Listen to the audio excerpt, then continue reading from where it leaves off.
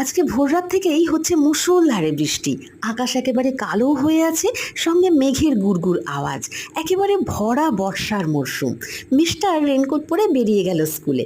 আজকে বাবুর স্কুল ছুটি আছে, সেই জন্য আমিও আর স্কুলে গেলাম না। বাবু বসেছে ওর প্রজেক্টের কাজ নিয়ে। ও বানাচ্ছে কাগজের গাছ। আমি চলে এসেছি সত্যিকরের গাছ লাগাতে।